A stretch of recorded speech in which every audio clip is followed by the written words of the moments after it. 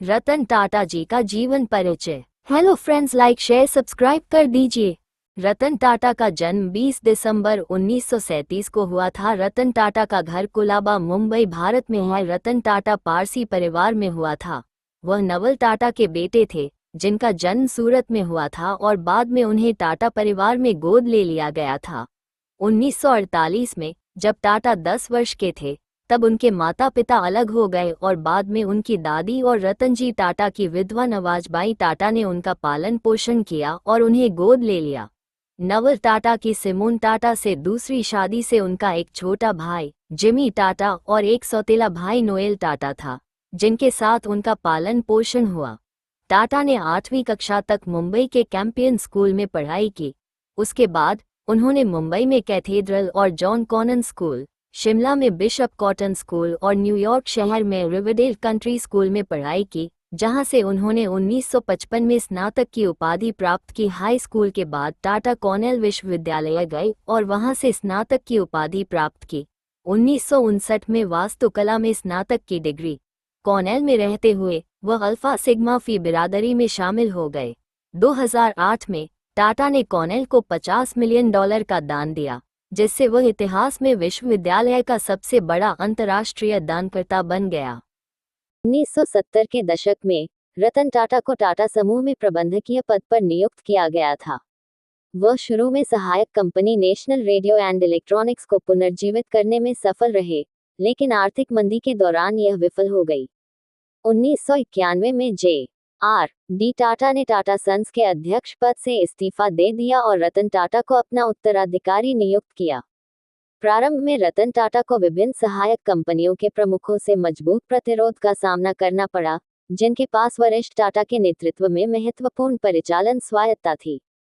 जवाब में रतन टाटा ने शक्ति को मजबूत करने के उद्देश्य से कई नीतियां लागू की, जिनमें सेवानिवृत्ति की आयु निर्धारित करना, सहायक कंपनियों को सीधे समूह कार्यालय में रिपोर्ट करना और सहायक कंपनियों को टाटा समूह ब्रांड के निर्माण में अपने मुनाफे का योगदान करने की आवश्यकता शामिल थी।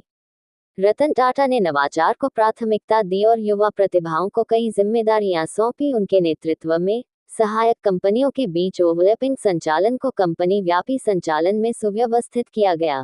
साथ ही समूह ने वैश्वीकरण पर ध्यान केंद्रित करने के लिए असंबंधित व्यवसायों को छोड़ दिया। 28 दिसंबर 1937 से 9 अक्टूबर 2024 भारतीय उद्योगपति थे जो टाटा समूह और टाटा सन्स के अध्यक्ष के रूप में कार्य किया। वे भारत की सबसे बड़ी व्यापारिक इकाई टाटा समूह के 1991 से 2012 तक अध्यक्ष थे। इसके अतिरिक्त अक्टूबर 2016 से फरवरी 2017 तक वे समूह के कार्यकारी अध्यक्ष भी रहे। उनके नेतृत्व में टाटा समूह ने वैश्विक स्तर पर विस्तार किया और कई महत्वपूर्ण अधिग्रहण किए।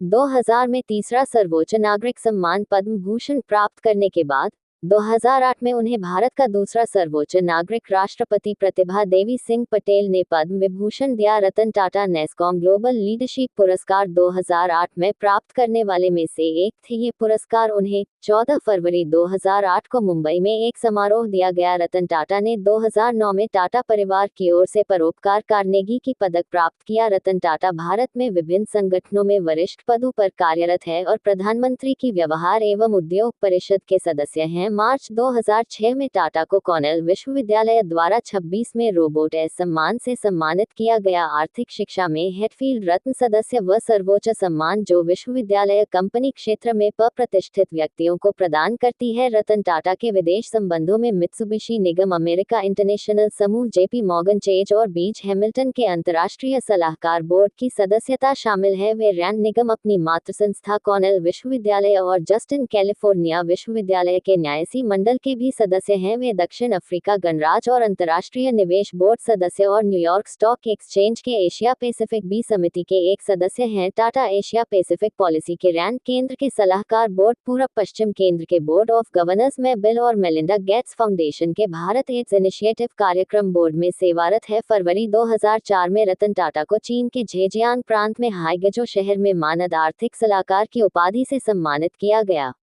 रतन टाटा जी ने लंदन स्कूल ऑफ इकोनॉमिक्स में से मानद डॉक्टरेट की उपाधि प्राप्त की और नवंबर 2007 में फॉर्च्यूनर पत्रिका व्यापार में 25 सबसे प्रभावशाली लोगों की सूची शामिल किया गया।